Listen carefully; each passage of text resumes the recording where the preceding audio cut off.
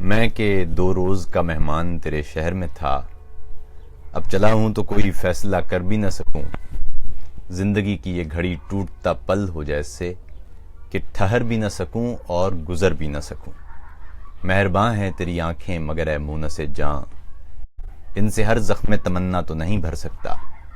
ایسی بے نام مسافت ہو تو منزل کیسی، کوئی بستی ہو بسیرا ہی نہیں کر سکتا۔ ایک مدت ہوئی لیلائے وطن سے بچھڑے، اب بھی تازہ ہیں مگر زخم پرانے میرے۔ جب سے سرسر میرے گلشن میں چلی ہے تب سے برگے آوارہ کے مانند ٹھکانے میرے۔ آج اس شہر کل اس شہر کا رستہ لینا، ہائے کیا چیز غریب الوطنی ہوتی ہے۔ یہ سفر اتنا مسلسل ہے کہ تھک ہار کے بھی بیٹھ جاتا ہوں جہاں چھاؤں گھنی ہوتی ہے۔ تو بھی ایسا ہی دلارام شجر تھا جس نے مجھ کو اس دشت قیامت سے بچائے رکھا۔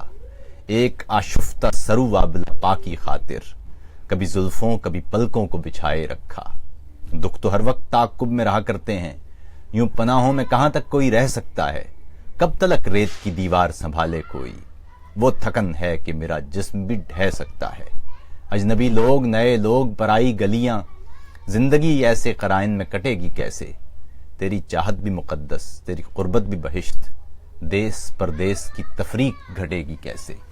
ناگزیر آج ہوا جیسے بچھڑنا اپنا، کل کسی روز ملاقات بھی امکان میں ہے۔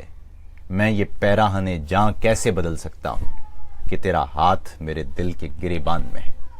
میں ہوں عاطف توقیر۔ آج شام کو میں نے آپ سے صبح وعدہ کیا تھا کہ ملاقات ہوگی، آپ سے ملاقات ہو رہی ہے۔ پاکستان میں اس وقت 11 بج چکے ہیں، یہاں جرمنی میں 8 شام کے بج چکے ہیں۔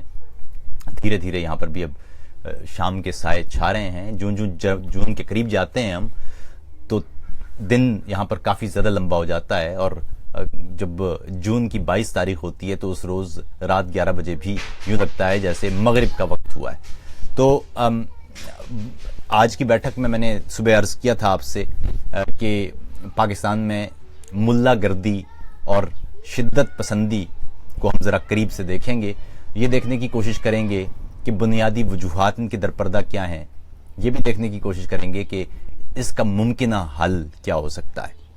لیکن اس سے پہلے کہ میں اس موضوع کی طرف جاؤں، آج ایک بڑا عجیب سا واقعہ ہوا۔ عجیب سا اس لیے کہ میں شاید ایکسپیکٹ نہیں کر رہا تھا۔ عموماً ایسا ہوتا ہے کہ فوجی حضرات پیج پر آ کر پیغام کی صورت میں وہ بات کرتے رہتے ہیں یا دھمکانے کی کوشش کرتے رہتے ہیں، لیکن آج ایسے ہی ایک نوجوان فوجی نے، میں نام نہیں لینا چاہتا نہ ہی میں عہدہ بتانا چاہتا ہوں، اس نوجوان نے جن کا تعلق فوج سے، انہوں نے میسج کیا، اور میسج جو شروع ہوا تو وہ وہی ٹون تھی جو ایک عمومی فوجی کی ہوتی ہے ہم جیسے عام سویلین لوگوں کے ساتھ۔ مگر بہرحال میں عموماً ایسے موقع پر ایڈمنز مجھے بتاتے ہیں کہ جی بات کر لیجئے، تو پھر میں عموماً بات کر لیتا ہوں۔ تو ہوا یہ کہ اس فوجی نے بات کی اور کہا کہ جی تمہیں ڈالر کون دیتا ہے؟ میں نے کہا حضور ڈالر تو یہ کون دیتا ہے، یہ تو زیادہ میرے خیال میں آپ لوگ بہتر بتا سکتے ہیں، کیونکہ ہم نے تو نہیں لیے، یہ تو ٹرمپ بھی کہہ رہے ہیں کہ 30 ارب ڈالر تو آپ نے لیے ہیں، تو ہم سے تو نہ پوچھا کیجئے ڈالر کا۔ تو بہرحال وہ کافی دیر ان سے گفتگو ہوتی رہی اور وہ جذباتی انداز میں مختلف باتیں کرتے چلے گئے۔ اس بیچ میں میں عموماً کوشش کرتا ہوں کہ جذباتی یا تلخ گفتگو نہ ہو، بلکہ سکون کے ساتھ بات ہو کہ کیا معاملہ کیا ہے۔ تو بہرحال وہ کہنے لگے کہ جی آپ پاکستان اور پاکستان فوج کے خلاف بات کرتے ہیں۔ میں نے کہا حضور آپ ایک کام کیجئے، جتنے بھی میرے بلاگز ہیں یا وی لاگز ہیں یا نظمیں ہیں، وہ کہیں سے کوئی ایک جملہ نکال لائیے جو آپ کی نگاہ میں فوج کے خلاف ہو یا پاکستان کے خلاف ہو، تاکہ گفتگو ہو پائے۔ یوں کہہ دینا کسی کے بارے میں وہ تو نامناسب ہوگا۔ تو پھر کچھ دیر خاموشی رہی، پھر ان کا پیغام دوبارہ آیا کہ آپ یہ بتائیے کہ آپ کو ڈالر کون دیتا ہے؟ تو میں نے کہا بھائی بات یہ ہے کہ آپ فوجی ہیں، آپ کو تو یہ سوال آپ کر ہی نہیں سکتے۔ اس کی وجہ یہ ہے کہ دستور آپ کو منع کرتا ہے، آپ کا کام شہری آزادیوں کی حفاظت کرنا ہے، شہری آزادیوں کا تحفظ کرنا ہے. شہریوں کے اظہار رائے کو آپ محدود نہیں بنا سکتے کیونکہ یہ دستور کی خلاف ورزی ہوگی. خیر، تو اس کے بعد اچانک انہوں نے کہا کہ میں ایک عام پاکستانی کے طور پر آپ سے پوچھتا ہوں. تو جب یہ ان کا جملہ تھا تو میرے خیال میں اس کے بعد پھر میں نے کہا اب آپ جو پوچھنا چاہیں وہ پوچھیے. اگر آپ ایک عام پاکستانی کے اعتبار سے پوچھ رہے ہیں تو پوچھیے، کیونکہ اس سے پہلے آپ جب فوجی کے اعتبار سے پوچھیں گے تو آپ محافظ ہیں، آپ گھر کے چوکیدار ہیں، آپ گھر کے لوگوں سے نہیں پوچھ سکتے کہ انٹرویو یا تفتیش نہیں کر سکتے. آپ اگر ایسا کوئی معاملہ ہے تو آپ باقاعدہ پرچہ کاٹیے اور جو تفتیشی حکام ہیں ان کو کہیے کہ وہ چیک کر لیں. بہرحال انہوں نے کہا جی کہ میں ایک عام آدمی کے طور پر آپ سے پوچھنا چاہتا ہوں کہ متبادل کیسے چل رہا ہے.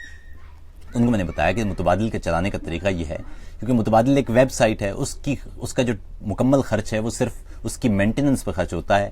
اور اس مینٹیننس کے خرچ کے لیے میں آپ کو ایک سچی بات آج بتاؤں، بہت سارے سیاسی لیڈروں نے مجھے کہا کہ آپ پیسے لے لیجئے اور متبادل کو آپ اس کے لیے جو آپ کو وسائل درکار ہیں وہ لے لیجئے. بہت ساری آرگنائزیشن، میں خود بہت سارے ترقیاتی آرگنائزیشنز کے لیے کام کرتا ہوں، میرے اپنے بہت سارے لنکس ہیں. انہوں نے مجھے کہا کہ آپ مختلف پروجیکٹ شروع کیجئے اور اس کے لیے پیسے ہم سے لے لیجئے. بہت ساری دیگر تنظیموں کی طرف سے بھی مجھے کہا گیا. لیکن میں نے ان کو کہا کہ بات یہ ہے کہ اگر میں نے آپ سے 1 روپیہ بھی اس کے لیے لیا تو اس کا مطلب یہ ہوگا کہ اس کا متبادل کے اوپر شائع ہونے والا کانٹینٹ وہ سارے کا سارا کمپرومائز ہو جائے گا، سمجھوتا کرنا پڑے گا اس پر. اس لیے کوئی سیاسی جماعت یا کوئی سیاسی لیڈر یا کوئی آرگنائزیشن یا کوئی بھی اور شخص جو اس طرح سے کنٹریبیوٹ کرے گا جس سے جو متبادل کی جو ٹوٹل بجٹنگ ہے اس کا بڑا حصہ وہ کرے گا، تو ہوگا یہ کہ پھر ہمیں آپ سے پوچھنا پڑے گا کہ ہم کریں کیا. اس لیے ہم نے مشکل راستہ اختیار کرتے ہوئے پبلک کراؤڈ فنڈنگ کی طرف گئے تھے ہم، کہ تھوڑے تھوڑے پیسے ہم لوگ سب دیں گے، میں بھی اس میں شامل کروں گا، اور اس طرح سے اس کی مینٹیننس پر جو خرچ ہوتا ہے وہ ہوتا رہے گا. اور جب ہم ٹی وی کی طرف جائیں گے تو بھی آپ ہی لوگوں سے کہا جائے گا کہ اس طرح، کیونکہ متبادل سے ہم نے پیسے تو نہیں بنانے، یہ تو بنیادی کام ہی اس کا یہ ہے کہ پیسے بنانے والے دوسرے ٹی وی چینلز ہیں، ہم نے ایک ایسا پلیٹ فارم بنانا ہے جہاں پر ہم بات کر سکیں. تو اس لیے تو جب ان کو میں نے بتایا کہ اس پر جو اخراجات ہیں ان کو میں نے بریک ڈاؤن بتایا کہ یہ ہے اخراجات اور اس کے لیے یہ پیسے ہمارے پاس موجود ہیں اور اس سے ہم وہ چلاتے ہیں. کہنے لگے تو پھر یہ بتائیے کہ آپ دنیا بھر میں کیسے گھوم لیتے ہیں اگر آپ کے پاس ڈالرز نہیں آ رہے تو میں نے کہا بات یہ ہے کہ دنیا بھر میں جہاں پر بھی جاتا ہوں اصل میں مجھے یا تو کوئی جامعہ بلاتی ہے لیکچر کے لیے، یا کوئی پروگرام ہوتا ہے مشاعرے کا، یا کوئی اور تقریب ہوتی ہے جہاں پر مجھے بولنا ہوتا ہے. تو ایسی صورت میں نہ صرف وہ اس کا خرچ دیتے ہیں جانے آنے کا، بلکہ وہاں پر رہائش بھی دیتے ہیں اور جو فی ہوتی ہے وہ بھی دیتے ہیں. کہنے لگے تو پھر آپ یہ لیکچر پاکستان میں کیوں نہیں دیتے؟ میں نے کہا میں جب بھی پاکستان آیا ہوں میں نے پاکستان کی یونیورسٹیز میں لیکچر دیا ہے، اور مزے کی بات یہ کہ میں نے پاکستان کی کسی یونیورسٹی میں جب بھی لیکچر دیا میں نے پیسے نہیں لیے، کبھی بھی نہیں لیے، بلکہ کئی بار انہوں نے دیے بھی. میں نے وہ لفافہ واپس کرتے ہوئے ان کو کہا کہ اس کے لیے جو آپ طلبہ کی فلاح کے لیے جو آپ کا فنڈ ہے اس میں شامل کر لیجئے، یہ اس میں شامل کر لیجئے، مجھے نہیں چاہیے آپ کے پیسے. تو یہ، اور اس کے بعد ان کا تو پھر آپ یہ اتنا سخت نیریٹو کیوں ہے آپ کا؟ میں نے کہا جی میرا کوئی نیریٹو سخت نہیں ہے، یہ دستور ہے، دستور سے آگے میں آپ کو جانے نہیں دوں گا. آپ جائیں گے، وہ کوئی بھی جائے گا، وہ سیاستدان جائے گا کہ فوجی جائے گا کہ جرنیل جائے گا کہ کوئی وابڈا کا اہلکار جائے گا، اس کے خلاف ہم کھڑے ہوں گے اور اس میں کسی صورت بچت ہو نہیں سکتی. تو کہنے لگا تو پھر سیاسی لیڈر بھی تو بہت زیادہ کرپٹ ہیں، آپ سیاسی لیڈروں کو آپ کیوں نہیں دوش دیتے؟ میں نے کہا تو سیاسی لیڈروں کو تو ہم ہر روز دوش دیتے ہیں، سیاسی لیڈروں پر تو پاکستان کے پورے ٹی وی چینل شام کو 7 بجے شروع ہو جاتے ہیں، اور ان کا کام ہی یہی ہوتا ہے کہ سیاسی لیڈروں کو گالی دے. اور سیاسی لیڈر تو خود پیش ہی اپنے آپ کو اس لیے کرتے ہیں کہ وہ مال بنائیں اور گالی کھائیں. پالیسی کوئی اور بنائے گا، پالیسی بنے گی پنڈی میں، جو سیاستدان ہے وہ بیٹھے گا لاہور، اسلام آباد میں یا لاہور میں، یا جو صوبائی ہیں، اور جو پنڈی والا ہے وہ پالیسی بنائے گا، اور جو گالی کھانے والا ہے لوگ گالی دینے کے لیے اس طرف ہو جائیں گے. ملک میں جو اچھا ہوگا اس کا کریڈٹ چلا جائے گا پنڈی کو، جو خراب ہوگا اس کا کریڈٹ چلا جائے گا سیاستدان کو. اللہ خیر صلاح، مال دونوں بنا لیں گے. کہنے لگے تو میں نے کہا بات یہ ہے کہ جو سیاستدان ہے، ہر سیاستدان کے پیچھے چلے جائیے. اس وقت جو موجود سیاستدان ہے آپ کو معلوم ہوگا کہ وہ کہاں سے آیا ہے. اس کی پہلے فائلیں تیار ہوئی ہیں، اس کی پہلے ساری کمزوریاں پکڑی گئی ہیں، اس کے بعد یہ طے کیا گیا ہے کہ اس کو سیاست میں لانا ہے. اور پہلے فاطمہ جناح کی مثال آپ کے سامنے ہے، اس کی عوام میں روٹس تھیں، اس کو سیاسی دھارے سے الگ کر دیا گیا. مجیب الرحمان تھے، اس کی عوام میں روٹس تھیں، اس کو سیاسی دھارے سے الگ کر دیا گیا. ایوب خان اس کے مقابلے میں بھٹو صاحب کو لے کے آئے. جب بھٹو صاحب آگے چل کے اپنے پیروں پہ کھڑے ہوئے تو بھٹو صاحب کو ہٹا کے، تو ایک پورا پروسیس ہے. آپ کسی بھی پارٹی کے پیچھے چلے جائیں، اس وقت جو موجودہ پارٹیاں ہیں وہ آپ کو لے جائیں گی پنڈی میں. تو آپ بتائیے کہ ان سیاستدانوں سے آپ کو شکایت تو ہے، لیکن ان کو لانے والوں سے آپ کو شکایت کیوں نہیں ہے؟ تو اس کے بعد اس نے مجھے کہا کہ میں سب سے پہلے تو آپ سے معذرت کرتا ہوں، اور پھر اس نے جو جملہ کہا وہ بہت زیادہ جذباتی بات تھی، اور ان کہنے لگا کہ عاطف بھائی میں فوجی ہوں، میں کبھی نہیں رویا، لیکن اس وقت میں رو رہا ہوں، کیونکہ ہمیں جو چیزیں بتائی جاتی ہیں وہ کتنی غلط ہیں، کتنی غیر ضروری باتیں ہیں۔ ہمیں یہ بتایا جاتا ہے کہ جو شخص فوج کے خلاف بات کر رہا ہے وہ اصل میں فوج کے خلاف بات کر رہا ہے، حالانکہ وہ بات کر رہا ہوتا ہے پالیسیوں پر، حالانکہ وہ بات کر رہا ہوتا ہے جرنیلوں کے رویوں پر۔ ہم تو فوجی ہیں۔ میں نے ان کو کہا بات یہ ہے کہ اگر آپ نے ملک کا دستور توڑا تو آپ کوئی بھی ہیں، آپ وردی کے اندر ہوں گے یا وردی کے باہر ہوں گے، اس قوم کی ذمہ داری ہے کہ آپ کا ہاتھ روکے۔ تو کہنے لگا کہ بات یہ عاطف بھائی، میں نے آج تک اپنے ملک کے لوگوں پر نہ کبھی فائر کیا ہے، نہ میں نے اپنے ملک کا کوئی شخص مارا ہے، نہ میں نے جو دستور میں میرا حلف لکھا تھا میں اس حلف سے ادھر ادھر نہیں ہوا ہوں۔ تو میں نے کہا صاحب اگر یہ بات ہے تو پوری قوم آپ کو سلام کرتی ہے، ہم آپ پر مان کرتے ہیں، آپ ہمارے وہ بھائی ہیں جو واقعی دستور کی حفاظت کر رہے ہیں، لیکن اب آپ مجھے بتائیے کہ وہ بھائی جو دستور توڑ رہے ہیں، وہ بھائی جو اپنے لوگوں کو مار رہے ہیں، وہ بھائی جو اپنے لوگوں پر F-16 سے بم گرا رہے ہیں، وہ بھائی جو اپنے ملک کے لوگوں پر ڈرون حملے ہونے دے رہے ہیں، وہ بھائی جو اپنے ملک کے سرزمین پاک کے اڈے دشمنوں کو دے دیتے ہیں، وہ بھائی جو 4000 لوگوں کو پکڑ کے امریکہ کے حوالے کر دیتے ہیں، ڈالر لے لیتے ہیں، وہ بھائی جو اپنے ملک میں ڈرون حملے کراتے ہیں اور گھر ہمارے برباد کرتے ہیں، وہ بھائی جو اپنے لوگوں کو بولنے پر اٹھا لیتے ہیں اور نہ کوئی مقدمہ ہوتا ہے نہ کوئی پرچہ کٹتا ہے اور وہ سالوں سالوں غائب رہتے ہیں، وہ بھائی جو اپنے لوگوں کو ماورائے عدالت قتل کرتے ہیں، ان کے بارے میں کیا خیال ہے آپ کا؟ وہ تو دستور کی پاسداری نہیں کر رہے۔ وہ بھائی جو سیاسی پارٹیوں بنا رہے ہیں، جو IGI بھی بناتے ہیں، جو کراچی میں سیاست ہے وہ آپ کے سامنے ہے، جو پنجاب میں سیاست ہو رہی ہے وہ آپ کے سامنے ہے، جو میڈیا پر پابندیاں لگ رہی ہیں وہ آپ کے سامنے ہے، جو خیبر پختونخوا میں سیاست ہو رہی ہے وہ آپ کے سامنے ہے، جو طالبان کو ایک نئے سرے سے مسلح کیا جا رہا ہے وہ بھی آپ کے سامنے ہے۔ ان بھائیوں کے بارے میں کیا خیال ہے آپ کا؟ تو وہ کہنے لگے کہ مجھے بے حد افسوس ہے، میں بہت کہنے لگے عاطف بھائی میں آج بے انتہا دکھی ہوں، اس لیے کہ میں سمجھتا تھا کہ جو ہمیں کہا جا رہا ہوتا ہے وہی درست ہوتا ہے، لیکن ہم نے کبھی سوچا بھی نہیں تھا کہ اس کا دوسرا حصہ یہ ہے۔ اصل میں تو ہمیں آپ لوگوں کے ساتھ کھڑا ہونا چاہیے، کیونکہ آپ کی حفاظت کی قسم کھائی تھی ہم نے، اور آپ لوگ وہ ہیں جو اس ملک کی جو پالیسیاں سالوں سے خراب چل رہی ہیں انہیں ٹھیک کرنے کی بات کر رہے ہیں، اور اس ملک کی حفاظت پر اصل ذمہ داری آپ لے رہے ہیں۔ تو یہ ہے بات۔ ان کو میں نے بتایا بات یہ ہے کہ میں یہاں جرمنی میں رہ رہا ہوں، میرا تعلق بڑے ایک غریب گھرانے سے ہے۔ میں نے کراچی میں ایک چائے کے ہوٹل پہ چائے بیچنے کا کام کیا ہے 70 روپے دہاڑ پہ۔ میں نے ایک گارمنٹ فیکٹری میں 1700 روپے پر دھاگے کاٹنے کی نوکری بھی کی ہے۔ پھر میں نے اس بیچ میں پڑھائی کی اور ٹیوشن پڑھاتا رہا۔ اس طرح کرتے کرتے میں نے گریجویشن کیا فزکس میں، لیکن اس پر میرے پاس چونکہ پیسے نہیں تھے کہ میں سائنس کو مزید پرسو کر سکتا، تو سائنس پر میری جو شغف تھا، جو دلچسپی تھی وہ تو رہی۔ میں کتب بھی پڑھتا رہا، مختلف سائنسدانوں سے بھی ملتا رہا، مختلف کام کرتا رہا تحقیق کے، لیکن میں باقاعدہ طور پر سائنس پڑھ نہ سکا۔ اس کے بعد مجھے صحافت پڑھنا پڑی۔ میں نے پاکستان میں صحافت میں ماسٹرز کیا، پھر آسٹریلیا جانے کا موقع ملا، وہاں پڑھے کرتے کرتے انگلینڈ سے پھر میں واپس پاکستان آیا، پھر یہاں جرمنی آیا تو یہاں پر بھی میں نے ماسٹرز کے بعد تو میں مختلف ڈگریز کرتا رہا، پڑھتا رہا، اور ساتھ ساتھ میں آسٹریلیا میں ایک پرچون کی دکان پہ کام کرنا پڑا، انگلینڈ میں ایک ہوٹل پہ کام کرنا پڑا۔ تو میں کسی صورت یہ کرنا ہی نہیں چاہیے کہ میں سوچوں، کیونکہ مجھے تو ہر روز لوگ یہ کہہ رہے ہوتے ہیں کہ جی آپ یہ ساری چیزیں چھوڑیں، اپنا مزے کریں، موجیں کریں، آپ کو ضرورت کیا پڑی ہوئی ہے ان دنوں میں پڑھنے کی، آپ کو ملے گا کیا، آپ کو کون سے نفلوں کا ثواب ہو رہا ہے، آپ کو تو چھوٹے چھوٹے لوگ آتے ہیں اور وہ آپ کے آ کے پتہ نہیں کیا کیا کہہ دیتے ہیں، گالیاں دے دیتے ہیں، کوئی کیا کہہ رہا ہے کوئی کیا کہہ رہا ہے، وہ عمومی حالات میں جن سے آپ گفتگو نہیں کریں گے وہ آ کے آپ سے بحث کر رہے ہوتے ہیں۔ تو لیکن معاملہ یہ ہے کہ یہی قوم ہے، اسی قوم نے چائے بیچنے والے کو اس قابل کیا کہ وہ جا سکے اور وہ پڑھ سکے، اسی قوم نے ٹیوشن دیے تو ساتھ ساتھ میں اپنی فی بنا سکا اور ٹکٹ بھی خرید سکا باہر جانے کا۔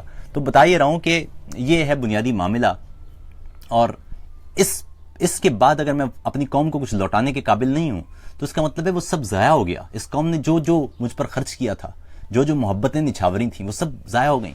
اور اس بیچ میں تو میری جو مدد کرنے والے لوگ تھے وہ تو اس میں تو مجھے معلوم بھی نہیں کہ کس کی نسل کون سی تھی اور کون سی زبان بولتا تھا. سبھی نے میری زندگی اور میرے کریئر میں انہوں نے کنٹریبیوٹ کیا ہے. مجھے وہ لوگ بھی یاد ہیں جو پنجاب سے تعلق رکھتے تھے, بے انتہا خوبصورت لوگ تھے, انہوں نے میری مدد کی. جو میرا پہلا ٹیچر تھا وہ پوٹھوار پنجاب کا تھا, لیکن میں جب کراچی میں آئے تو سندھی ٹیچروں نے بھی ہمیں پڑھایا, مہاجروں نے بھی پڑھایا, پشتون لوگ بھی ہمارے ٹیچر تھے, بلوچ بھی تھے. ہم نے تو سب سے سیکھا. تو اب آپ مجھے کہہ رہے ہیں کہ ان سب پر جو ہے وہ ایک طرف کر دیا جائے ان سب کو, اور منہ پھیر لیا جائے اور دوسری طرف جا کے اپنی زندگی انجوائے کیجیے. اگر ایسا ہے تو یہ تو بڑا آسان کام ہے. یہ تو میں بہت پہلے کرتا رہا ہوں. مجھے اب جرمنی میں آئے ہوئے ایک شخص کہہ رہے تھے کہ جی آپ شاید آپ اسائلم کے لیے کر رہے ہیں. ارے بھائی, کون سا اسائلم ہے جو 10 سال کے بعد مجھے لینا پڑ رہا ہے؟ یہ کون سا اسائلم ہے؟ کبھی کسی ملک میں ایسا اسائلم ہوتا ہے؟ اور میں تو ہر سال پاکستان آتا رہا ہوں. پچھلے سال ستمبر میں بھی مجھے پاکستان آنا ہوا ہے. یہ کوئی اسائلم ہوتا ہے جو آپ واپس اپنے ملک بھی جا سکتے ہیں؟ یہ خام خواہ کی باتیں اس لیے کی جاتی ہیں کہ آپ دوسرے شخص کو کچھ بھی الزام لگا دیں, کیونکہ وہ پھر کہاں پھرتا رہے گا اس الزام کو ختم کرنے کے لیے. یہ جو رویے ہیں یہ بتا رہے ہیں کہ ہم اصل میں بد اعتمادی کا شکار ہو گئے ہیں. اور اگر ہم بیٹھیں گفتگو کریں, وہ بے شک ایک تلخ گفتگو سے شروع ہو, کیونکہ انہوں نے گفتگو شروع کی تھی تم کر کے. تو میں نے کہا پہلے تو آپ فوجی ہیں تو ایک کام کریں, پہلے تو آپ کر کے بات کریں, کیونکہ آپ کر کے بات نہیں کریں گے تو آپ سے بات ہی نہیں کی جائے گی. آپ پہلے آپ کر کے بات کریں. آپ کہیں کہ جی مجھے یہ معاملہ مجھے دریافت کرنا ہے, میں آپ کو بتا دوں گا. آپ یہ کہہ رہے تم یہ بتاؤ, میں تمہارا ملازم ہوں کہ تم میرے ملازم ہو؟ تم ملازم ہو, میں ملازم نہیں ہوں. میں عام شہری ہوں, میں تمہارا ملازم نہیں ہوں. میں ریاست سے پیسے نہیں لے رہا, میں ریاست میں پیسے کنٹریبیوٹ کر رہا ہوں. میں ٹیکس دے رہا ہوں, تم ٹیکس نہیں دے رہے. میں اگر یہاں سے پاکستان پیسے بھیجتا ہوں اپنے گھر والوں کو تو میں اس پہ ٹیکس دیتا ہوں, تم تو نہیں دیتے, تم تو پیسے لیتے ہو. تو تم مجھ سے تم کر کے بات نہیں کرو, یہ میں کر سکتا ہوں, تم نہیں کر سکتے. تو اس لیے بہرحال گفتگو اس تلخی سے شروع ہوئی تھی, اور آخر میں مجھے معلوم چلا کہ وہ اتنے پیارے دل کا انسان ہے, اتنا خوبصورت انسان ہے. اور یہی خوبصورتی ہے کہ اگر ہم بیٹھیں گفتگو کریں, بات ہو, مکالمت ہو, بے شک وہ تلخ طریقے سے ہی ہو, لیکن اگر ہوتی رہے بات تو میرے خیال میں ہمارے بہت سارے مسائل حل ہو جائیں گے. میں نے بارہا کہا ہے, جو فوجی ہیں, جو عام فوجی ہیں, یہ مریخ سے نہیں منگوایا میں نے, ہمارے اپنے لوگ ہیں. مسئلہ یہ ہے کہ ہماری پالیسیاں ٹھیک نہیں ہیں. اگر پالیسیاں ٹھیک ہوتی ہمارا ملک اس جگہ نہ ہوتا. دنیا کی آم پیدا کرنے والا چھٹا سب سے بڑا ملک ہے. میرے ملک کے اندر کئی لوگ ہیں جو آم نہیں کھا سکتے. کپاس پیدا کرنے والے دنیا کے چیدہ ملکوں میں شامل ہیں. کئی لوگ ہیں جو بے لباس پھر رہے ہیں. 5-6 دریائے اس ملک میں بڑے, لوگ پیاس سے مر رہے ہیں.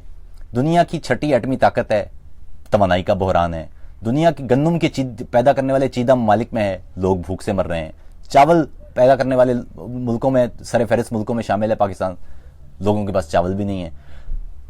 اتنی بڑی کوسٹل لائن ہے, ونڈ پاور بنا سکتے ہیں, ونڈ کی کوئی پون چکی نہیں لگائی گئی. تھر کا صحرا ہے آپ کے پاس, وہاں لگائیں سولر ٹیک اور بنائیں بجلی, وہ بھی خالی پڑا ہوا ہے. کوئلے کی کانیں ہوں کہ وہ سونے اور تانبے کی کانیں ہوں, وہ بھی ڈھیر لگا ہوا ہے. پھر کیسے غربت ہے اس ملک میں؟ پھر کیسے غربت ہے؟ خدا اس سے زیادہ کیا دے کسی کو؟ 4 موسم ہیں. جرمنی میں 1 فصل اگتی ہے, آپ کے پاس 2 فصلیں اگتی ہیں. اس کے باوجود اگر لوگ بھوکے ہیں, اس کے باوجود اگر معاملہ ہے تو کوئی گڑبڑ ہے نا, کوئی گڑبڑ ہے. اور اس گڑبڑ کو بتانا کہ خدا کا واسطہ ہے, یہ سب چیزیں موجود ہیں, اس کے باوجود کیوں پیچھے ہیں ہم؟ دنیا میں بڑی ملک جو بڑے طاقت کے اعتبار سے 17ویں نمبر پر اور نمبر آف سولجرز کے اعتبار سے میرے میں 7ویں 8ویں نمبر پر پاکستان کی فوج ہے. سلامتی نہیں ہے, ایٹم بم ہے, توانائی نہیں ہے. یعنی کمال ہے. ہر چیز ہونے کے بعد دنیا کے بہترین, جو نارتھ میں دنیا کے بہترین علاقے ہیں, سیاحت نہیں ہے. دنیا کا زبردست سمندر ہے, تجارت نہیں ہے. یہ اگر یہ ہے تو کوئی گڑبڑ ہے نا, تو نہیں ہے, کوئی گڑبڑ تو ہے. اور اس گڑبڑ پر بات کرتے ہوئے, جیسے اس گڑبڑ پر بات کریں تو کہیں گے جی کہ آپ پاکستان کے خلاف بات کر رہے ہیں. ارے بھائی, پاکستان کے خلاف نہیں, پاکستان کے لیے بات کر رہے ہیں. یہ فوج کے خلاف نہیں, یہ فوج کے لیے بات کر رہے ہیں. آپ کہہ رہے ہیں جی ہمارے جوان مر رہے ہیں, ہم آپ سے پوچھ رہے ہیں کہ جوان کیوں مر رہے ہیں آپ کے, یہ کیوں مر رہے ہیں؟ یہ کون سی پالیسی تھی کہ ہمارے جوان, یہ جوان آپ کے نہیں, یہ ہمارے بھی جوان ہیں, یہ ہمارے بھائی بہن ہیں. یہ کیوں مر رہے ہیں؟ یہ کس کی پالیسیوں کی وجہ سے مر رہے ہیں؟ پاکستان میں 50,000 کے قریب سویلین, 8-10 بلکہ زیادہ, لگ بھگ 15-16 ہزار فوجی مر چکے ہیں. کس کی پالیسیوں کی وجہ سے مر رہے ہیں؟ یہ عوام نے بنائی تھی پالیسیز, یہ آپ نے بنائی تھی. جرنیلوں کی پالیسیوں کی وجہ سے یہ لوگ مرے ہیں. جرنیلوں کی پالیسیوں کی وجہ سے یہ پاکستان میں شدت پسندی آئی ہے. جرنیلوں کی پالیسیوں کی وجہ سے ہماری اقتصادیات کا بیڑا غرق ہوا ہے. آپ نے کہا صنعتیں نہیں چاہیے, ٹریڈ نہیں چاہیے, ایڈ چاہیے, اور حالت آپ کے سامنے ہے. آپ امریکہ سے ڈالر پکڑتے رہے, اپنے ملک کی اکانومی آپ نے اپنے پیروں پہ کھڑی نہیں کی. ملک کے سارے ادارے وہ آپ توڑتے چلے گئے, اور آخر میں کہہ رہے ہیں جی کہ اب آخری ادارہ ہم بچے ہیں, اگر ہمارا ہی مورال ڈاؤن ہو گیا تو ملک ہی چلا جائے گا. تو یہ کیوں ہوا ہے؟ یہ کیوں ہوا ہے؟ ملک کبھی کوئی ایک ادارے پر چل سکتا ہے؟ ریاست کبھی ایسا ہوا ہے کہ ایک ادارے پر کھڑی ہو؟ ملک میں دستور کی کوئی عزت نہیں, ملک میں پارلیمان کی کوئی عزت نہیں, ملک میں سپریم کورٹ کو ربر سٹمپ بنا کے رکھ دیا, ملک میں پولیٹیکل پارٹیز کی کوئی تکریم نہیں, کسی بھی رہنما کو آپ اٹھا کے گالیاں دے سکتے ہیں, اور پھر رہنما بھی وہ جو آپ خود لائے ہوئے ہیں. تو صاحب ہم سے کیا چاہ رہے ہیں ہم سے کیا چاہ رہے ہیں آپ کہہ بھی ہمیں ہی رہے ہیں. آپ ملک توڑوائیں آپ, اور الزام دیں آپ ہمیں. ملک کی اقتصادیات آپ کی پالیسیوں کی وجہ سے بیٹھیں اور کہیں جی کہ قصور عوام کا ہے. ملک میں سلامتی کی ذمہ داری آپ کی تھی, سلامتی نہیں ہے. سوال پوچھ رہے ہیں آپ عوام سے. کبھی کہتے ہیں آپ پشتون فلاں ہیں, کبھی کہتے ہیں آپ بلوچ فلاں ہیں, کبھی کہتے ہیں. تو صاحب یہ تو سوال ٹھیک ہے آپ کا بہت اچھا سوال ہے کہ پشتونوں کے اندر فلاں جگہ پر دہشت گرد چھپ گئے تھے, اور بلوچوں کے اندر فلاں جگہ پر دوسرے ملک نے مدد کر لی تھی, یا دوسرے ملک کی طرف سے وہاں گڑبڑ ہو گئی تھی. لیکن یہ سوال ہمارا آپ سے ہے کہ ایسا ہوا کیوں تھا, ایسا ہوا کیوں تھا. یہ سوال آپ کا سوال تو ہم سے ہے کہ ایسا ہو رہا ہے. ہم آپ سے پوچھ رہے ہیں کہ ایسا کیوں ہو رہا ہے, کیوں ہو رہا ہے ایسا. بلوچستان کے لوگ 20 سال پہلے اس طرح کیوں نہیں تھے, اب کیوں ہیں. پشتونوں کی حالت آپ نے 3 نسلیں, ان میں سے ایک بڑا حصہ ہے پشتونوں کا جو اسکول نہیں جا رہا. کیوں نہیں جا رہا؟ پاکستان میں کوئی 2.5 کروڑ بچے اسکول کا منہ نہیں دیکھتے. کیوں نہیں دیکھتے؟ یہ ہم سوال آپ سے کریں گے. اور یہ سوال اگر آپ کو لگتا ہے کہ فوج کے خلاف ہے تو سمجھ لیں کہ فوج کے خلاف ہے. اگر آپ کو لگتا ہے کہ دستور کے خلاف ہے تو سمجھ لیں, کیونکہ ہمیں اس قوم کو یہ دستور بھی نہیں چاہیے ہوگا پھر, جو دستور آپ اس قوم کو پروٹیکٹ نہیں کر سکے. یہ دستور بھی پھر ایک ریفرینڈم کی مار ہوتا ہے. تو اس لیے ہم آپ سے درخواست کرتے ہیں کہ یہ ملک ہے, اس ملک کا دستور ہے, اس پر آپ عمل کریں. اس دستور کو آپ مقدس سمجھیں. آپ کو جو کام دیا ہے آپ وہ کریں, اور آپ وہ کریں گے تو ہم سے زیادہ آپ کی عزت بھی کوئی نہیں کرے گا. ہم آپ کی بے انتہا عزت کریں گے, بلکہ ہم تو تمام اداروں کی عزت کریں گے. ایسا کبھی ہو سکتا ہے کہ آپ کوئی ادارہ دستور کے مطابق کام کر رہا ہو تو اس کی عزت نہ ہو. آپ کہتے ہیں جی آپ کے جوان شہید ہو رہے ہیں, سلام کرتے ہیں ہم ان کو, لیکن مسئلہ یہ ہے کہ جو وابڈا کا بندہ کھمبے پر چڑھ کے خراب صورتحال کی وجہ سے شہید ہو رہا ہے, اس کو گلوریفائی کیوں نہیں کر سکتے ہم. جو ریلوے کا آدمی انتہائی قلیل تنخواہ پر وہ پٹریوں پہ کام کر رہا ہے, سخت گرمی کے اندر, نہ پانی ہے اس کے پاس, نہ اس کے پاس کوئی پانی کی بوتل رکھی ہوئی ہے, نہ اس کے پاس ٹھیک سے کوئی کھانا ہے, اس کی تکریم کیوں نہیں کریں گے ہم. جو درست کام کرے گا میرے خیال میں قوم اس کی تکریم کرے گی. سوال صرف یہ ہے, اور یہ جواب آپ دیجئے, سوال یہ ہے کہ پالیسیاں آپ بنائیں اور گالی آپ عوام کو دیں. پالیسیاں آپ بنائیں اور کہیں, جب ہم آپ پر تنقید کریں آپ کی پالیسیوں پر, آپ کہیں جی کہ ہمارا مورال ڈاؤن ہو جائے گا. تو صاحب اس طرح کا مورال آپ اپنے پاس ہی رکھیے. ہمیں نہیں چاہیے اس طرح کا مورال. ہمیں مورال چاہیے کہ آپ اس ملک کے دستور کو پروٹیکٹ کریں, اس ملک کی قوم کو پروٹیکٹ کریں. اس کے علاوہ نہ ہمیں آپ چاہیے. اگر قوم ہی پروٹیکٹ نہیں ہے تو پھر آپ کی ہمیں ضرورت کیا ہے؟ آپ کو کیا کرنا ہے؟ ہم 1100 ارب روپے آپ کو دیں, اور اس کے جواب میں آپ ہمیں, ہمارے پاس 70,000 لوگ بھی مارے جائیں, ہمارے 20,000 فوجیوں سمیت, تو پھر کیا کرنا ہے ہم نے آپ کو کام دیا ہے, وہ کام آپ کیجئے, وہ کام آپ کیجئے گا. ہم آپ کی بے انتہا تکریم کریں گے اور عزت کریں گے. لیکن وہ کام اگر آپ نہیں ٹھیک کریں گے اور دوسرے کاموں میں آپ دخل اندازی کریں گے تو آپ پر تنقید کی جائے گی, اور کی جانا چاہیے. اگر اس سے مورال ڈاؤن ہوتا ہے آپ کا تو ضرور ہو, پھر ایسا مورال ہمیں چاہیے بھی نہیں. تو خیر یہ گفتگو تھی اس نوجوان دوست سے, اور مجھے بہت خوشی ہوئی کہ اس کے دل میں جو لوگوں کے لیے محبت تھی, جو دیس کے لیے محبت تھی, وہ واقعی جینون تھی. اور میرے خیال میں جب بھی کوئی شخص, جینون شخص, جو سچا شخص ہے, وہ کسی دوسرے سچے شخص سے ٹکرائے, معاملہ یہ ہے کہ سچ چونکہ ہر کسی کا اپنا اپنا ہوتا ہے. ہم چیزوں کو اپنے اپنے پرسپیکٹو سے دیکھتے ہیں. یہی وجہ ہے کہ جو مجھے ٹھیک لگ رہا ہے یہ ممکن ہے کہ وہ آپ کو ٹھیک نہ لگے. یہ بالکل ٹھیک ہے, عام سی بات ہے. یہ انسانوں کے اندر ایسا ہی ہوتا ہے. میں نے پہلے بھی کہا کہ ہم میں سے کوئی پیغمبر تو ہے نہیں, ہم تو عام سے لوگ ہیں. تو ہم اپنی نظر سے دنیا کو دیکھتے ہیں, اور اسی نظر سے جو دنیا دیکھتے ہیں ہم وہ بیان کر دیتے ہیں. آپ بھی اسی طرح کرتے ہیں. اس طرح جو دنیا میں نے دیکھی ہے وہ مختلف ہو سکتی ہے اس دنیا سے جو آپ نے دیکھی ہے. تو جب ہم بیٹھیں گے اور گفتگو کریں گے تو وہ دنیا جو میں نے دیکھی ہے وہ میں آپ تک پہنچا دوں گا, جو دنیا آپ نے دیکھی ہے وہ آپ اپنی نگاہ سے مجھ تک پہنچا دیں گے, اور اس طرح میرے پاس آپ کی دنیا کا پوائنٹ آف ویو آ جائے گا, آپ کے پاس میری دنیا کا نقطہ نگاہ آ جائے گا, اور ہم ایک دوسرے سے سیکھ لیں گے. یہ ہے وہ راستہ جو ہر مہذب معاشرے میں, مہذب انسانی معاشرے میں ہوتا ہے. کسی کو بھی خدا سمجھنے کی ضرورت نہیں ہے. کسی کو بھی, ہم میں سے کوئی کون, کس پر وہی اتر رہی ہے؟ ہم تو عام سے لوگ ہیں. تو اگر عام سے لوگ ہیں, ایک دوسرے سے سیکھ رہے ہیں, تو پھر کیوں نہیں ہو سکتا اختلاف؟ تو میرے خیال میں اگر سچا آدمی ہو, وہ میرے خیال میں وہ بندہ سچا تھا, وہ اس کی پرسیپشن نادرست ہو سکتی ہے, لیکن وہ بندہ جو بول رہا تھا وہ شاید دل سے ہی بول رہا تھا. اسی وجہ سے جب اس سے بات ہوئی تو اس کے بعد وہ مجھے لگا کہ جیسے چھوٹا بھائی ہے میرا. تو میرے خیال میں یہی معاملہ ہے جو ہمیں ایک دوسرے کے قریب لا سکتا ہے. خیر, یہ ابتدا میں مجھے آپ سے بات کرنا تھی بڑی, کیونکہ مجھے اس گفتگو کا اس نوجوان کے ساتھ مجھے خاصا مجھ پہ اثر رہا دن بھر. میں کئی بار اس پر مسکرایا بھی, اور کئی بار اس کا جو جملہ تھا کہ میں کبھی نہیں رویا اور اس وقت میں رو رہا ہوں, تو اس کی وجہ سے میری آنکھیں بھی کئی دفعہ اس بیچ میں بھیگ گئیں. خیر, جو آج کا موضوع تھا جس پر بات کرنا ضروری ہے وہ یہ ہے کہ ملک میں آپ دیکھ رہے ہیں کہ ملا گردی بھی ہے اور شدت پسندی بھی ہے. شدت پسندی کے حوالے سے میں پہلے بھی اپنے وی لاگ میں بات کر چکا ہوں. وہ جو دوست دیکھنا چاہیں وہ یوٹیوب پر بھی موجود ہوگا, اور اس پیج پہ بھی اگر آپ نیچے جائیں گے تو وہ آپ کو مل جائے گا, یا گوگل کر لیں گے تو بھی مل جائے گا. اچھا, معاملہ یہ ہے کہ میں نے پہلے بھی کہا تھا کہ جب بھی کوئی معاملہ دیکھا کریں, جب بھی کوئی مسئلہ ہو, تو سب سے پہلے کوشش کریں کہ پیچھے جائیں اس کے, اور وہ کہاں سے شروع ہوا ہے وہاں تک چلے جائیں. اچھا, معاملہ یہ کہ پاکستان میں شدت پسندی میں بوسٹ تو ضیاء کے دور سے آیا ہے, لیکن شدت پسندی پیچھے سے چلی آ رہی ہے. یہ میں بڑی وضاحت سے آپ کو بتا رہا ہوں. شدت پسندی کا جو پیک ہے وہ تو ضیاء کے دور میں ہوئی ہے. یہاں پر باقاعدہ طور پر ڈالر لے کے ملک میں جہادی مراکز بنائے گئے, باقاعدہ طور پر ٹریننگ کیمپس بنائے گئے, مدرسے بنائے گئے, عام بچوں کی کتابیں تبدیل کی گئیں, اور ایک طرح سے ایک پوری فیکٹری بنائی گئی جس کے اندر سے جہادی نکل سکتے ہیں. یہ یہاں پر جہادی جو ہے لفظ, یہ سمجھ لیجئے یہ جہاد کرنے والے سے نہیں ہے. جو جہاد کرنے والا سچا شخص ہوتا ہے وہ مجاہد ہوتا ہے. یہ مجاہد نہیں ہے, یہ جہادی لوگ ہیں. یہ وہ لوگ ہیں جو ڈالر لے کر فوج نے وہ ان کو آگے کر دیا تھا اور یہ امریکہ کی جنگ لڑتے رہے. یہ جہادی ہیں, یہ مجاہد نہیں ہے. مجاہد اور ہوتا ہے. مجاہد کی تلوار نکلتی بھی انسانوں کی بقا کے لیے اور واپس بھی انسانوں کی بقا کے لیے جاتی ہے, وہ باہر ایسے جا نہیں سکتی.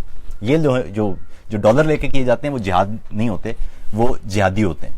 تو خیر, بات یہ ہے کہ ہم پیچھے جائیں تو ہمیں نظر آئے گا کہ ابتدا میں پاکستان کی تخلیق کے وقت کچھ ہم سے, ہمارے رہنماؤں سے کچھ گڑبڑ ہوئی. وہ گڑبڑ یہ تھی اصل میں, اور اس پر گفتگو نہیں ہوتی کیونکہ فوراً کہا جاتا ہے کہ جی نظریہ پاکستان پر وار کر رہے ہیں. حالانکہ نظریہ پاکستان تھا کیا, اس پر بات کرتے ہیں. دیکھیے, نظریہ پاکستان یہ تھا, جب ہندوستان تقسیم ہو رہا تھا تو مسلمانوں کے ایک سوچ تھی, اور وہ یہ کہ ایک طویل عرصے تک ہندوستان پر کسی حد تک, کسی طرح سے کہہ سکتے ہیں, حالانکہ وہ مسلمانوں کی حکومت تو نہیں تھی, وہ ایک خاندان کی حکومت تھی, لیکن کسی حد تک مسلمانوں کو یہ پروٹیکشن حاصل تھی, تحفظ حاصل تھا.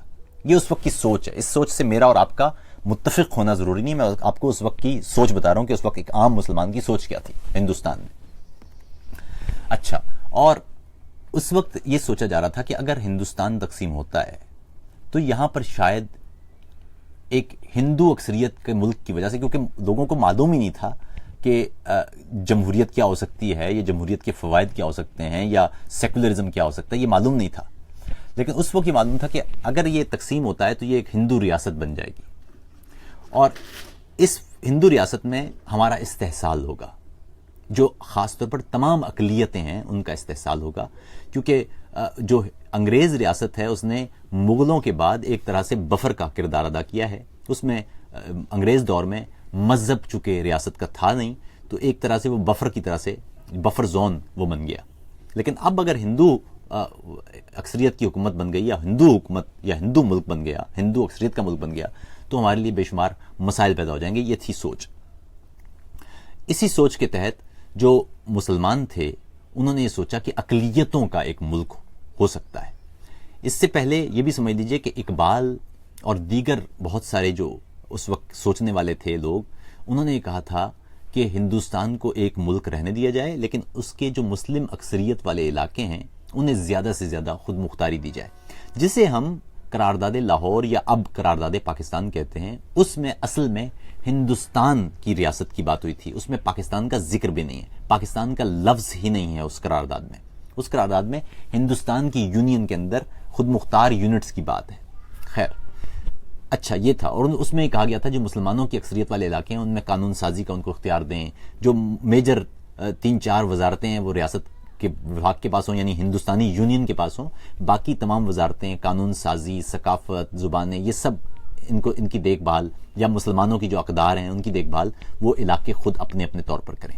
یہ تھا بنیادی ان کی سوچ جس کو آپ آج کل اقبال کا خواب کہتے ہیں. اقبال کا خواب اصل میں یہ تھا. خیر جب یہ پاکستان بن گیا تو ادھر نہرو اور گاندھی نے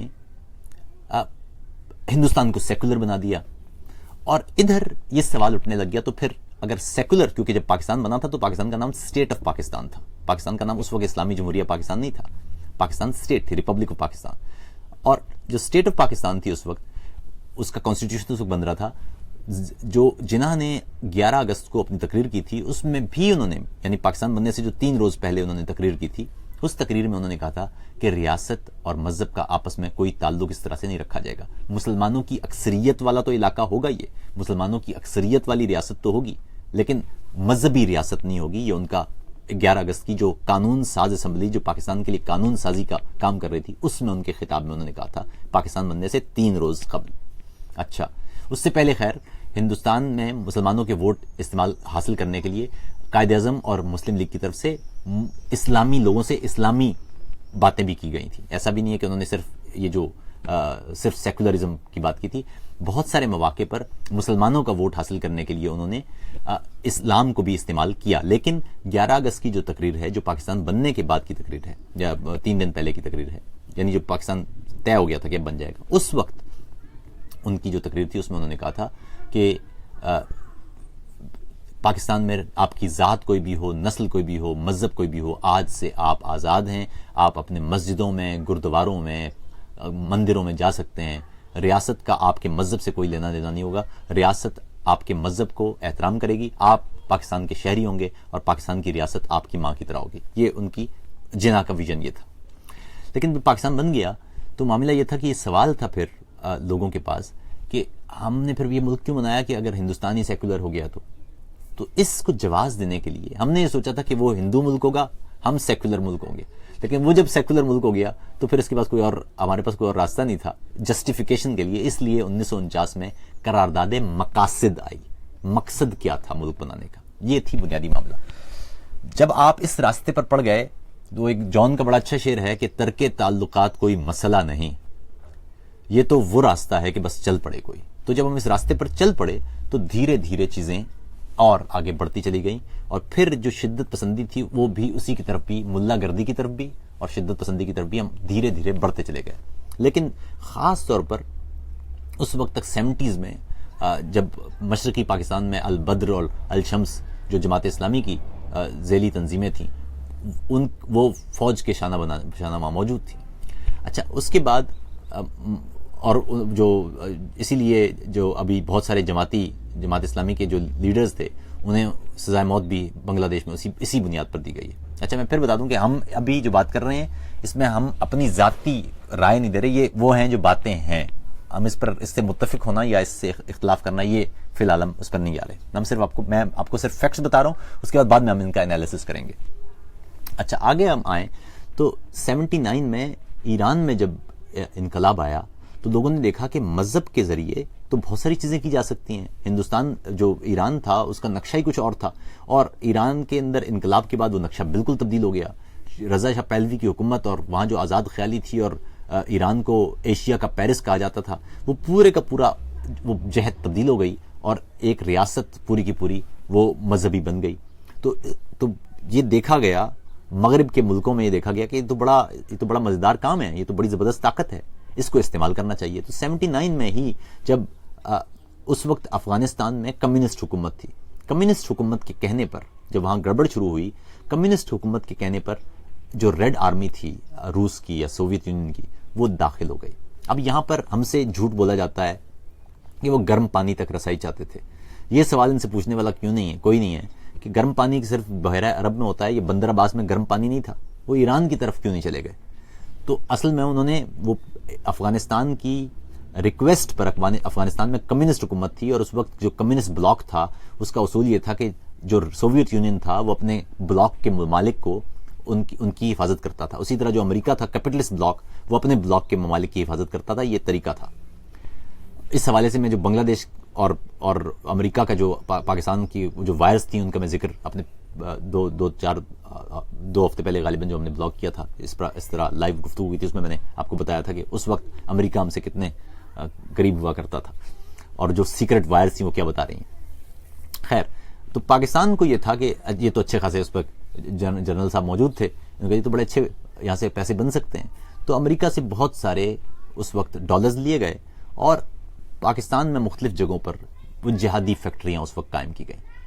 اور یہ سمجھ لیا گیا کہ جہادی فیکٹریاں قائم کرنے سے ایک تو یہاں پر افغانستان میں اپنا اثر و رسوخ قائم کیا جا سکتا ہے, دوسرا امریکہ بھی خوش ہو جائے گا, تیسرا ہمارے پاس ڈالرز بھی آ جائیں گے, چوتھا ہم انہیں جو یہ ٹرینڈ لوگ کر لیں گے انہیں کل ہم بڑی آسانی سے ہندوستان کے خلاف بھی استعمال کر لیں گے. یہ سوچ تھی, یہ جس کو اسٹریٹجک ڈیپتھ کا نام دیا جاتا ہے, وہ سوچ تھی. اور وہ سوچ ایک دفعہ پیدا ہونے کے بعد جب 88 میں سوویت یونین گر گیا, افغانستان میں وہاں جھگڑے شروع ہو گئے, امریکہ نے پاکستان پر پریسلر اور براؤن ترامیم کے ذریعے پابندیاں نافذ کر دیں کہ اب یہ ایٹم بم کی طرف پروسیڈ نہ کرے.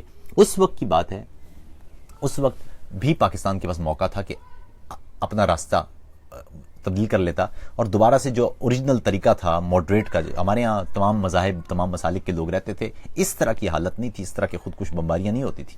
لیکن ہوا یہ کہ اس پالیسی کو جاری رکھنے کا سوچا گیا. جب افغانستان میں حالات خراب ہوئے, وہاں پر گل بدین, حکمت یار اور ربانی اور یہ سارے جو وار لارڈز تھے مختلف وہ آپس میں لڑ رہے تھے, تو اس وقت انہوں نے سوچا کہ ان کو روکنے کی بجائے, ان کو مسالت کرانے کی بجائے طالبان بنا کے ان کے اوپر چڑھا دیتے ہیں جو ان سے بھی زیادہ سخت ہوں گے.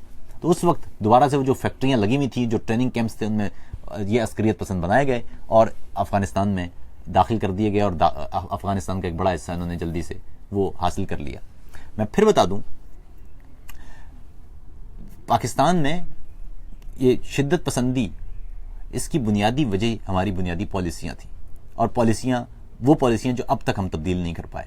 مثال کے طور پر اگر ہم اپنا راستہ تبدیل کرتے تو سب سے پہلے ہمیں اسکول کی کتب تبدیل کرنے کی ضرورت تھی جو ہم نے اس وقت بنائی تھی. ان میں مختلف مذاہب کے لوگوں کے لیے ہم نے جس انداز کی مسلمان اور کافر والی ڈویژن بنا کے لوگوں کے اوپر چڑھائی کی تھی وہ ہم ختم کرتے. ہم تمام پاکستانیوں کو پاکستانی شہری سمجھنے لگتے.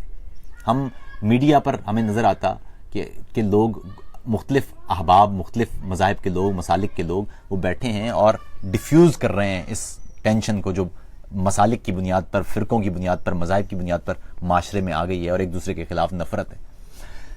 تو لیکن یہ نہیں ہوا اور یہ ہو بھی نہیں رہا. ہمارے یہاں یہ سمجھ لیا گیا ہے کہ کوئی بھی مسئلہ ہوگا اس پر ہم طاقت استعمال کریں گے اور وہ ختم ہو جائے گا. حالانکہ انسانوں کے درمیان مسائل, کبھی بھی انسانی تاریخ میں ایسا ایک بھی واقعہ نہیں ہے کہ جب طاقت کے استعمال سے مسائل ختم ہو گئے ہوں. یہ ممکن ہی نہیں ہے. طاقت کے استعمال اس وقت ہوتا ہے جب کوئی آپریشن اس وقت کیا جاتا ہے جب کوئی ایسا کینسر ہو جائے یا کوئی ایسی چیز ہو جائے جو عام دوا سے حل نہ ہو. لیکن آپ آپریشن کرنے سے پہلے بھی اور آپریشن کرنے کے بعد بھی آپ کو دوا پھر بھی کھانا پڑتی ہے. آپ دوا نہیں کھا رہے, آپ آپریشن پر آپریشن کرتے جا رہے ہیں. آپریشن پر آپریشن کرنے سے کبھی بھی کینسر ختم نہیں ہوتا. کینسر کے لیے آپ کو کیمو تھراپی کرنی پڑتی ہے, اور کیمو تھراپی یہی ہے کہ آپ کو شدت پسندی کے راستے بند کرنا پڑیں گے. دہشت گردی اس وقت تک جنم لیتی رہتی ہے جب تک شدت پسندی موجود رہے. شدت پسندی موجود ہے تو سمجھ لیجئے کہ ریکروٹمنٹ سینٹر یعنی بھرتی کا مرکز ابھی قائم ہے. بھرتی کا مرکز قائم رہے گا تو آپ کو معلوم ہوگا کہ دہشت گرد بنانا کوئی بڑی بات نہیں ہے. جب جو گھر ٹوٹیں گے, جن گھروں میں بچے مار دیے جائیں گے, مائیں مار دی جائیں گی, بیٹیاں مار دی جائیں گی, گھر تباہ ہو جائیں گے, تو وہ لوگ پھر, اور وہ تعلیم یافتہ بھی نہیں ہوں گے, تو یہ تو نہیں ہو سکتا کہ وہ بیٹھ کے آپ سے گفتگو کریں گے. اگر آپ کے گھر کے تمام افراد مار دیے جائیں کسی ڈرون میں, تو اب آپ مجھے بتائیے کہ آپ جا کے کون سے مذاکرات کریں گے اور کہاں سے انصاف لیں گے آپ, جب مارنے والے ہی ریاست خود ہو, مروانے والی بھی جس کے حکم پہ یہ ہو رہا ہو وہ بھی ریاست خود ہو, تو پھر آپ کہاں جائیں گے, کس کے پاس جائیں گے؟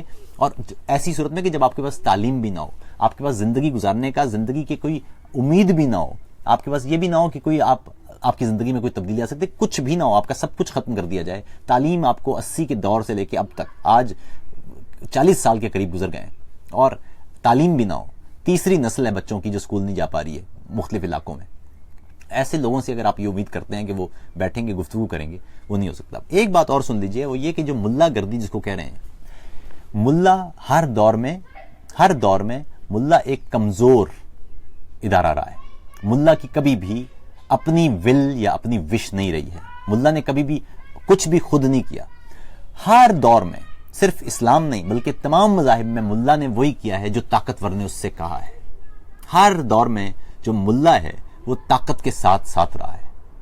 تو پاکستان میں بھی یہ آپ گالیاں تو بہت دے دیتے ہیں، لیکن ملا کر وہی رہے ہیں جو ان سے کہا جا رہا ہے. آپ مجھے صرف کوئی پاکستان میں ایک واقعہ ایسا بتا دیجئے جب ریاست نے چاہو کہ ایسا نہیں کرنا اور ملا نے پھر بھی وہ کیا ہو. ایسا ہوتا ہی نہیں ہے. ملا وہی کرتا ہے جو ریاست کہتی ہے. آپ کے آس پاس جو کچھ ہو رہا ہے، آپ کو لگتا ہے کہ مولوی عزیز اسلام آباد کے دل میں بیٹھے ISI کے مرکز سے 600 میٹر دور اور اسلحہ بھی آ جائے، اور لال مسجد کا وہ جو مولوی ہے وہ بیٹھ کے پاکستان کے دستور کو گالیاں بھی دے دے، اور وہاں پر جدید ترین کلیشنکوف بھی آ جائیں، ماسک بھی آ جائیں، 350-400 میٹر دور وہ ISI کا مرکز بھی موجود ہو، پاکستان کا دل دارالحکومت اسلام آباد بھی ہو، وہ البغدادی اور جو داعش ہے اس کی بیعت بھی کر رہا ہو، وہ علاقے میں گھوم کے اسلام بھی نافذ کر رہا ہو.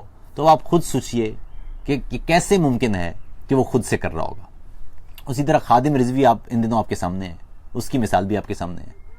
یہ کیسے ممکن ہے کہ وہ خود سے کر رہا ہے؟ وہ کیسے کر رہا ہے یہ آپ کو بھی پتا ہے. پیسے جب بڑھتے ہیں تو پھر ایسے ہوتا ہے کام. اسی طرح آپ دیگر جو مذہبی لوگ ہیں جو خون اور نفرت کے دھندوں میں مصروف ہیں، آپ ان کو پیچھے جا کے دیکھیں تو آپ کو معلوم ہو جائے گا کہ یہ کہاں ان کا تعلق ہے. جب تک ریاست کی پشت پناہی نہ ہو، میں نے کم سے کم انسانی تاریخ میں ایسا ایک بھی واقعہ نہیں دیکھا جب کوئی بھی مذہبی شخص، وہ یعنی ملا، مذہبی شخص تو نہیں لیکن ملا، وہ طاقت کے خلاف کھڑا ہو. ہمیشہ ایسا بہت تھوڑے واقعات ہوں گے جہاں کوئی طاقت سے ٹکر لینے والا ملا ہو. ملا طاقت سے ٹکر کبھی نہیں لیتا، ملا ہمیشہ طاقت کے ساتھ ہوتا ہے. تو اس لیے آپ یہ خادم حسین رضوی ہو کہ مولوی عزیز ہو کہ حافظ سعید ہو کہ جھنگوی ہو کہ یہ سارے وہی لوگ ہیں جن کے اوپر ریاست کی مکمل آشیرواد رہی ہے. طالبان آپ کے سامنے ہیں، بغیر آشیرواد کے کچھ نہیں کر سکتے تھے. آشیرواد ملتی رہی ہے اور یہ کام ہوتے رہیں، اور یہ کام اس وقت تک ہوتے رہیں گے جب تک آشیرواد جاری رہے گی. جب تک ریاست یہ طے نہیں کرے گی کہ اب یہ دھندے نہیں چلنے دیں گے، اس وقت تک یہ دھندے چلتے رہیں گے. تو سادہ سی بات ہے. پچھلے کچھ عرصے میں حالانکہ آپ کو معلوم ہونا چاہیے کہ جو بریلوی برادری ہے پاکستان کی، وہ کبھی بھی اس انداز کی شدت پسندی کے ان کے ہاں کم تھی. ہم ان کو عموماً دم درود والا کہا کرتے تھے. ہمیں معلوم تھا کہ یہ کبھی بھی اس انداز کی کھلی دہشت گردی نہیں کر سکتے جس طرح کی طالبان کر رہے ہیں یا دیگر کر رہے ہیں. لیکن یہ آپ نے پچھلے کچھ عرصے میں دیکھا ہوگا کہ خود بخود ان کو نکال کے اوپر لایا گیا. اب ان کو جس کو کہتے ہیں کہ راستہ صاف کر دیا گیا، اور کسی بھی شخص پر وہ فقط محض الزام کی بنیاد پر اس کے خلاف حتمی کارروائی کرنے والا جو رویہ ہے وہ آپ کے سامنے ہے. اور یہ رویہ اسی وقت ہو سکتا ہے جب پیچھے بیکنگ موجود ہو، جب پیچھے حمایت موجود ہو. وہ پیچھے حمایت نہیں ہوگی تو یہ سارے معاملات نہیں ہو سکتے. تو اس لیے اگر آپ انسانی تاریخ پڑھیں گے تو وہ مولوی جو ہوگا وہ مسیحیوں کا ہو کہ یہودیوں کا ہو کہ ہندوؤں کا ہو، اب آپ کو معلوم چل جائے گا کہ وہ کس کے ساتھ رہا ہے. وہ آپ ایک واقعہ بھی مجھے لا کے نہیں دکھا سکتے، شاید ایک واقعہ بھی، کہ جس میں آپ ایک ملا کو، وہ مسیحی ملا ہو یا وہ ہندوؤں کا ملا ہو یا وہ یہودیوں کا ملا ہو یا کسی اور مذہب کا، وہ طاقت کے خلاف کھڑا ہو. وہ ہمیشہ وہ اس کی جو ڈپٹ ہوتی ہے نا، وہ بھی وہی ہوتی ہے جو کہا جاتا ہے کہ اتنا ڈپٹ لینا تاکہ یہ بھی رہے کہ نظر بھی آتا رہے. تو یہ معاملات ہیں، اور یہ آپ کے سامنے اگر پاکستان میں سے شدت پسندی ختم کرنا ہے تو اس کے لیے اصول یہی ہوگا کہ آپ کو نئے سرے سے اپنی کتب آپ کو وہ کرنا پڑیں گی. میں ابھی دیکھ رہا ہوں بہت سارے کمنٹس ہیں، کیونکہ یہ مجھے معلوم ہے یہ کمنٹس اس لیے ہوں گے کیونکہ یہی پڑھایا ہوا ہے ہم نے بچوں کو، یہ پڑھایا ہی یہی ہے، تو یہی کمنٹس بھی ہوں گے. اور وہ میرے خیال میں جو دوسرے دوست ہیں وہ سمجھیں کہ ان بیچاروں کا، اور ان سے برے انداز سے بات کرنے کی بھی ضرورت نہیں ہے. یہی لوگ ہیں جو ہمارے اپنے ہی لوگ ہیں، ان کو ہم نے یہی سکھایا ہے. کوشچننگ سوال جب تک معاشرے میں نہیں آتا، حل یہی ہے کہ ان بچوں کو علم حاصل کرنے دیں. میں جب بہت چھوٹا تھا اور میں بہت سارے سوال کرتا تھا تو میری دادی نے کہا تھا کہ اماں نے ایک دفعہ مجھے ڈانٹا کہ تم اس طرح کے سوال نہ کیا کرو. میں بہت چھوٹا تھا، 4 سال کی عمر میں، اور میری دادی نے کہا کہ سوال کرنے دو، کیونکہ جو تمہارا خدا ہے نا وہ اتنا بڑا ہے کہ اسے اچھا لگتا ہے جب لوگ سوال پوچھتے ہیں، جب لوگ کھوجتے ہیں، جب لوگ کائنات کو دیکھتے ہیں، کائنات کے اصول جانتے ہیں، کائنات کے راز ڈھونڈتے ہیں، تو خدا کو بہت اچھا لگتا ہے. تو اس لیے کوشش کرو کہ اس بچے کو سوال کرنے دو، اسے کھوجنے دو، اسے جستجو دو. یہ وہ طریقہ ہے، جب آپ علم کے راستے پر پڑھیں گے تو آپ حاصل کرتے چلے جائیں گے علم، اور خود بخود خدا بھی آپ کے قریب اور آپ بھی خدا کے قریب چلتے چلے جائیں گے. اپنا بہت بہت خیال رکھیے گا. میرے خیال میں کچھ دیکھ لیتا ہوں کہ اگر کچھ سوال ہے اس بیچ میں تو وہ دیکھ لیں. میں اب اس بیچ میں جو کچھ احباب ہوں جو ظاہر ہمارے یہاں مذہبی طبقہ ایک خاص ترتیب سے پیدا کیا گیا ہے، تو وہ اتنا آسان نہیں ہوتا عموماً اس طبقے سے گفتگو کرنا، اور وہ ظاہر ہے وہ ہر جگہ موجود بھی ہوتے ہیں. تو ایسے احباب سے گزارش ہے کہ ان کو ذرا آرام سے سکون کے ساتھ برا بلا کہے بغیر ان سے گفتگو کیا کریں. ان کا قصور نہیں ہے. ایک جاوید اللہ وزیر کہتے ہیں جی کہ سر ملا گردی کب، کس نے اور کہاں سے شروع ہوئی؟ میں نے اس پہ آپ سے تفصیلی بات کی، اور وہ کہتے ہیں کہ اس سے زیادہ پختون اور مسلمانوں کو نقصان پہنچا کیوں؟ اس لیے کہ اس علاقے میں جو پختون برادری تھی وہ حاصل ہو گئی، اس کے ساتھ سرحد لگتی تھی، اور وہاں سے بڑے زبردست ڈالر آ سکتے تھے. تو وہ ڈالر جتنے کمائے گئے وہ آپ کی سوچ سے بھی زیادہ ہیں. اور فرماتے ہیں جی کہ اس پر بھی روشنی ڈالیں کہ جب افغانستان میں انقلاب شروع ہوا تو وہ جہاد کے ذریعے ختم کیا گیا. اس کو میرے خیال میں کبھی تفصیلی دوبارہ سے بات کریں گے. میرے خیال میں جو افغانستان کی تاریخ ہے وہ ہم سب اس سے واقف ہیں، اور خاص طور پر جو جدید تاریخ ہے 70 کے بعد کی، اس میں ہمارا جو کنٹریبیوشن رہا ہے اور وہاں پر لوگوں کی زندگیوں میں جو ہم نے اثر ڈالا ہے وہ بھی ہمارے سامنے. ہزاروں لاکھوں لوگ تو ان کو ہجرت کرنا پڑی. میں ایک پروگرام ہم اس پہ بھی کریں گے، ایک بیٹھک اس پہ کریں گے کہ جو ایران کی صورتحال ہے، جو سعودی عرب کی صورتحال ہے، اور جو پاکستان کی صورتحال ہے، یہ کس طرح جو ایران اور سعودی عرب کی لڑائی ہے اس کی وجہ سے پاکستان پہ کتنے اثرات پڑتے ہیں، اس پر بھی ہم تفصیل سے کسی دن بات کریں گے. اسی طرح حارث جاوید آپ نے بھی سوال کیا تھا، عبد الرحمان قریشی آپ نے بھی سوال کیا تھا. آپ تمام لوگوں کا بہت بہت شکریہ. حسن جان، حاکم اللہ داور، ریاض محمد، انجینئر راحیل خان، اسی طرح سردار رفت عزیز، اسی طرح محمد زبیر، بہت سارے دوستوں کے سوال، بہت لمبا وقت لگ جائے گا اگر نام لینے لگوں گا. بہرحال آپ لوگوں کا بہت بہت شکریہ. میرے خیال میں آپ سے تفصیلی گفتگو ہو گئی. یہ پروگرام بھی آپ زیادہ سے زیادہ احباب تک پہنچا دیجئے تاکہ لوگوں تک بات پہنچے. کوشش یہی ہوگی کہ ہم اسی طرح بیٹھک کریں اور آرام اور سکون سے گفتگو کی جائے اور سنی جائے. ایک دوست نے پوچھا ٹیل اباؤٹ بلیسفیمی لا. دیکھیے بلیسفیمی لا پر ہم اس سے پہلے بات کر چکے ہیں. متبادل کا ایک پورا پروگرام ہے، اس میں میں نے مختلف جو مذہبی عالم ہیں ان سے بھی دریافت کیا تھا، جو قانون دان ہیں ان سے بھی دریافت کیا تھا. سب کی رائے اس میں موجود ہے. وہ متبادل کا یوٹیوب پر آپ بلیسفیمی کا لا ہے اس پر جو بات ہوئی تھی وہ. لیکن میں آپ کو صرف بتا دوں کہ اسلامی فقہ میں جو لا ہے وہ پاکستان کے لا سے مختلف ہے. اسلام کا جو قانون ہے وہ پاکستان میں جو توہین رسالت اور توہین مذہب کا قانون ہے اس سے مختلف ہے. یہ دو الگ الگ ہیں. جو پاکستان میں قانون بنایا گیا ہے اسلام کا قانون اس سے بالکل مختلف ہے. اگر وہ اسلام کا قانون پڑھیں گے تو آپ کو لگے گا کہ وہ ایک واقعی سینسیبل قانون ہے. جو پاکستان میں قانون بنا ہوا ہے اس کے مضر اثرات آپ دیکھتے ہیں، اور دنیا میں جو اس پر بات بھی ہوتی ہے تو اس سے بھی پاکستان کا تشخص خراب ہوتا ہے. حالانکہ پھر سمجھ لیجئے کہ پاکستان میں جو قانون ہے اسلام کا قانون اس سے بالکل مختلف ہے. وہ آپ جب جا کے فقہ پڑھیں گے، حنفی فقہ پڑھ لیں یا شافعی پڑھ لیں یا مالکی پڑھ لیں یا حنبلی پڑھ لیں، ایون کہ جعفری بھی پڑھ لیں، تو آپ کو کسی بھی صورت یہ والا جو قانون جو ہمارے ہاں ہے یہ اس قانون کے ساتھ نہیں لگے گا. یہ بالکل اس سے متصادم لگے گا. بہرحال آپ کا بہت بہت شکریہ. اس پر تفصیلی کسی دن اور بیٹھیں گے تو گفتگو بھی کر لیں گے. اسی طرح کوشش کریں گے کہ آپ سے مختلف اہم موضوعات پر بات ہوتی رہے، اور اگر آپ کو کوئی اہم سوال ہو تو وہ پہنچا دیجیے گا، اور یہ پروگرام آپ اسی طرح سے پھیلاتے چلے جائیں تاکہ ہم اپنی بیٹھک کے ذریعے جو کام میڈیا کو کرنا چاہیے، جو کام ریاست کو کرنا چاہیے، اب وہ ہمیں خود ایک دوسرے کے لیے کرنا پڑے گا، تاکہ جو لوگ ہیں جنہیں پچھلے 40 سال سے اپاہج، دماغی طور پر اپاہج بنایا گیا ہے، ان کے دماغوں میں سوالات اور سوچیں ڈالی جائیں. اپنا بہت خیال رکھیے گا. آداب.